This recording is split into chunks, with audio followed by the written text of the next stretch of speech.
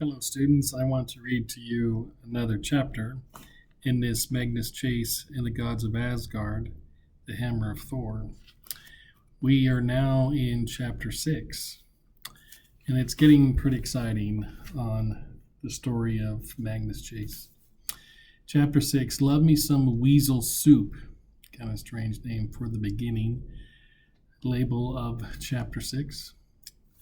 Thursdays meant dragons, which meant an even more painful death than usual. Just to give you a reminder, in Valhalla, every day they do a battle scene where they all beat each other up and literally kill each other, and then they all get resurrected, so to speak, just in time for dinner.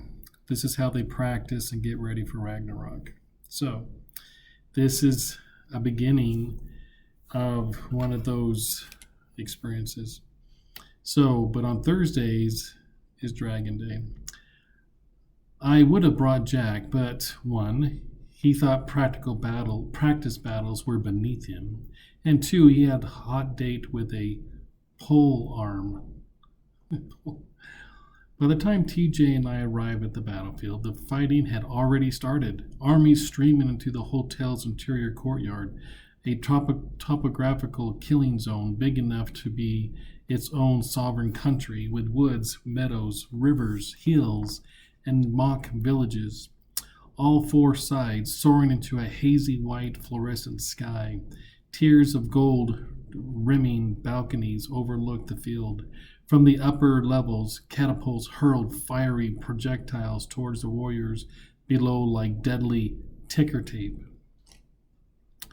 The blare of horns echoed through the forest. Plumes of smoke rose from burning huts.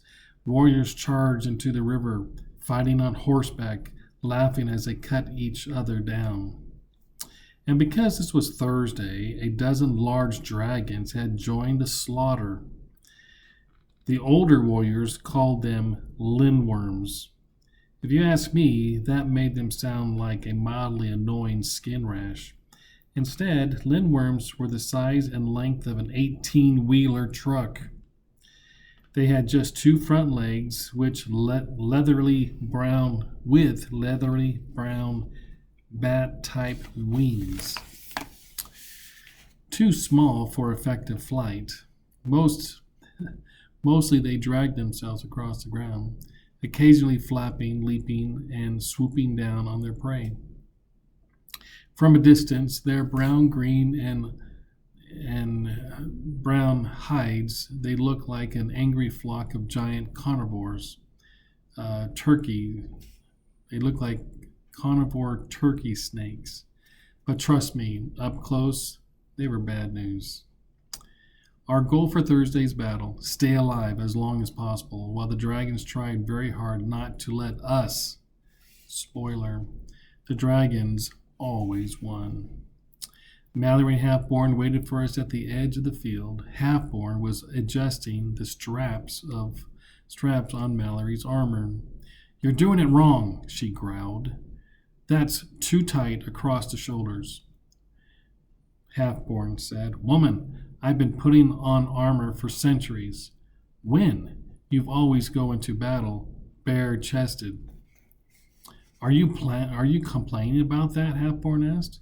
Mallory blushed. "Oh, shut up." "Ah, look, there's Magnus and TJ. Halfborn clapped me on the shoulder, dislocating several of my joints. "Floor 19 is accounted for." Technically, this isn't all of floor 19. Floor 19 had almost had 100 residents. But our particular corridor, our neighborhood within the neighborhood, consists of us four, plus, of course, the newest resident. "Where's the cheetah guy?" TJ asked. As if on cue, a raven dive bombed us. A raven bird, blackbirds. It dropped a burlap bag at my feet, then landed nearby. Flapping its wings and croaking angrily, the burlap bag moved. A long, skinny animal squirmed out of it. A brown and white weasel. That's weird. The weasel hissed. The ravens cawed. Cawed. Caw, caw. I didn't speak raven, but I was pretty sure it was telling the weasel, behave yourself or I'll peck your weaselly eyes out. TJ pointed his rifle at the animal. You know, when the 54th Massachusetts was marching towards Darren, Georgia, we used to shoot weasels and cook them in a soup. Tasty stuff. You guys think I should get out my old recipe book? The weasel transformed. I heard so much about this new recruit being a monster that I half expected him to turn into a living corpse like the goddess Hel, or a miniature version of the sea serpent that we've seen in the sea. Instead, the animal grew into a regular human teenager, long and lanky, with a swirl of dyed green hair, black at the roots, like a plug of weeds pulled out of a garden. The weasel's brown and white fur changed into green and pink clothes, battered rose high tops, skinny lime green corduroy pants, a pink and green sweater vest over a white tee, another pink cashmere sweater wrapped around the waist like a kilt. The outfit reminded me of a gesture's motley, or a coloration of a venomous animal warning the whole world, try me and you'll die. The newcomer looked up, and I forgot how to breathe. It was Loki's face, except younger. The same wiry smile, the sharp features, the same under-earthly beauty, but without the scarred lips and an acid burn across his nose. And those eyes, one dark brown and the other pale amber.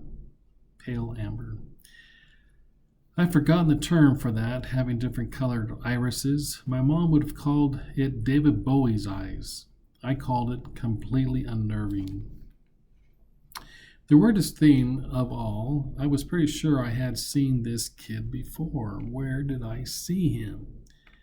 Yeah, I know, you're thinking a kid like that would stand out. How could I not remember exactly where we crossed paths before?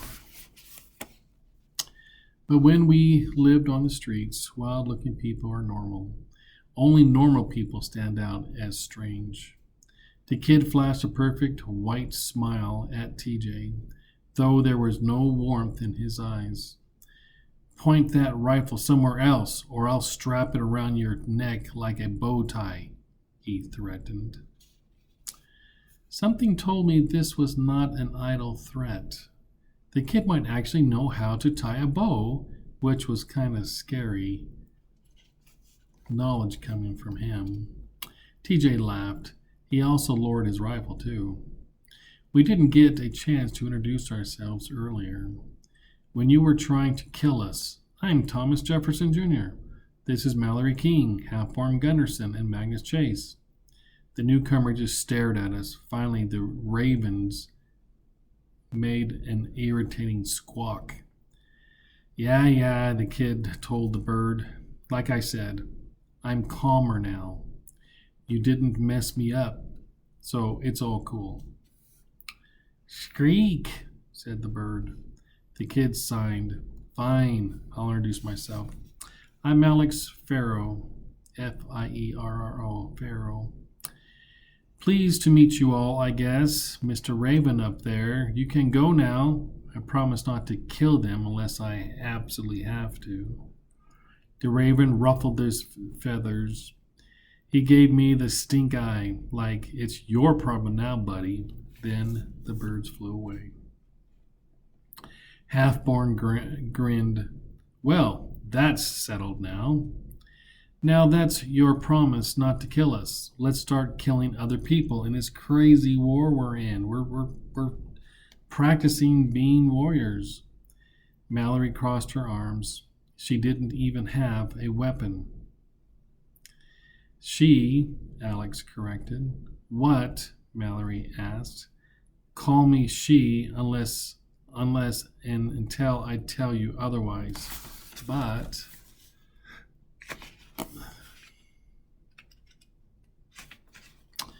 she is, TJ interrupted. I mean, she is. He rubbed his neck as if still worried about the bow tie wrapped around his neck with the gun. Let's get to battle. Alex rose to her feet. I admit that I was staring. Suddenly my whole perspective had flip-flopped inside out. Like when you look at an ink blot picture and just see the black part. Then your brain inverts the image and you realize the white part makes an entirely different picture, even though nothing has changed. That was Alex Farrow, except in pink and green. A second ago, he had been a very obnoxious little boy to me. Now, she was very obviously a girl. What is going on here? What? She demanded. Nothing, I lied. Above us, more ravens began to circle, cawing accusingly. We better get moving, Halfborn said. The ravens don't like slackers on the battlefield. Mallory drew her knife and turned towards Alex. Come on then, sweetheart. Let's see what you can do. Okay. That's the end of chapter 6. So Alex Farrow is a shifter. So at one point, Alex was a cheetah. Then she or he changed into a boy. And then he turned into a weasel. Then it turned into an attractive young lady, which they describe in this chapter 6. So this shifter is quite an interesting character. So now they're all getting ready to battle in their practice simulation. All right. Have a good one. That's chapter 6.